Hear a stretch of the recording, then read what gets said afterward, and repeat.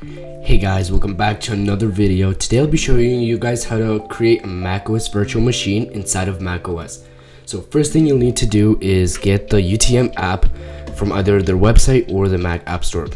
Both are full versions and the Mac App Store version is $10, but the website version is free.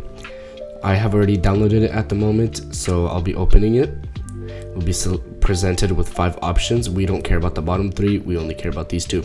I'll demonstrate the UTM gallery, as this has some of the most popular Linux distributions such as Debian and Fedora, Ubuntu, and 4 of the most popular Windows releases, but we won't be needing any of these. We'll be selecting create a new virtual machine. We'll be presented with 2 options to either virtualize our CPU or emulate a different CPU architecture. I'm on a Mac that runs an ARM-based CPU.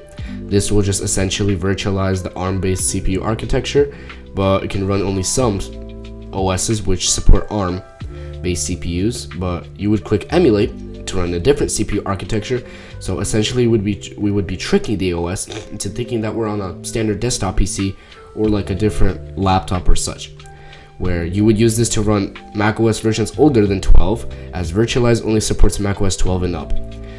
And we'll be selecting that for today. Now it asks us if to install macOS, we need a macOS recovery IPSW file, where if you leave this blank, it will download the newest version, which is 15.4. I have already downloaded it here, so I'll be putting it in, but if you want to grab your own, you can just search up like an IPSW website and just downloading it there. Just make sure it's a universal one. And I'll give my virtual machine 8 gigs of RAM, and I'll give it 4 CPU cores. I'll give it 64 gigs of storage, and I'll leave the name as is. Now, it has created the virtual machine. If you don't select a IPSW file, it will say like downloading and how much minutes remaining until the download finishes. So you'll have to wait for that if you didn't select one already, but I'll be opening it at the moment.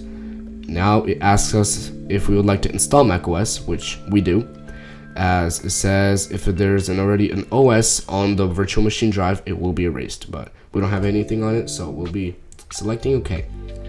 Now the OS is installing, where this could take up to 30 minutes or possibly an hour depending on how much power you gave the virtual machine. Since mine is pretty decent, this won't take too long. This might take like 10 minutes for me, but depends. So macOS has finished installing. This took about 5 minutes for me, but depends on you, where now we'll be presented with an option to choose our language. This is just a standard setup process for macOS. You just have to go through this like you would do on any other normal Mac, where I'm for some reason getting, never mind, United States. I would set up as new and continue. I don't need anything of that. And we'll be just creating a local account. For some reason my keyboard's not working. So looks like my issue over here with the keyboard not working was where you would have to go to the settings and you would have to select capture input automatically when Windows focus and when entering full screen. I don't know why these were off, but if they're off, just select those. I'll just be naming it macOS VM. I'll just put a simple password. This will now start the account creation, which shouldn't take too long. So now it asks us if we want to sign in into our Apple account, where I don't feel like signing in right now. I'll agree to the terms and conditions. I don't need location services.